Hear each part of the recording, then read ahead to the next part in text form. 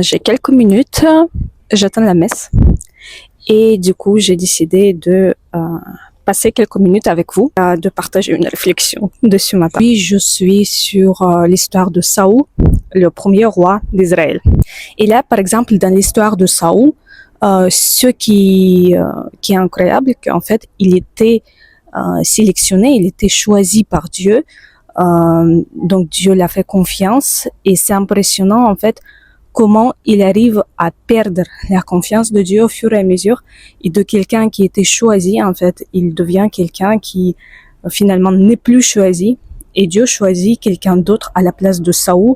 Et Saül, je pense qu'il a un vrai amour vers Dieu, et donc il essaie à tous les prix de récupérer ses relations, de les sauver, mais il n'arrive pas. On voit en fait à quel point le peur, il peut tuer des relations avec Dieu, parce que, en fin de compte, c'est par peur de ne pas réussir, de perdre quelque chose, que Saül, il commence de faire des choses à sa manière. Et c'est ça qui était une faute, parce que il a fallu faire confiance et avancer doucement dans la confiance en disant que voilà, de toute façon, ça ira comme Dieu le dit. Et si Saül, il avait fait cette confiance, s'il était un peu patient, s'il n'avait pas de peur, s'il avait fait confiance, moi je pense que l'histoire, il aura été passée autrement.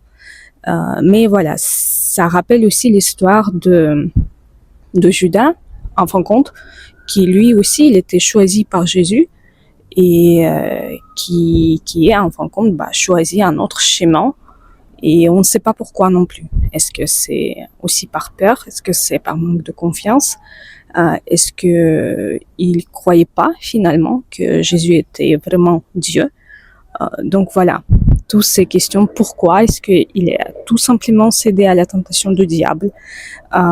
Mais à travers de Nouveau, et surtout à travers de l'Ancien Testament, on retrouve des histoires vraiment, vraiment incroyables.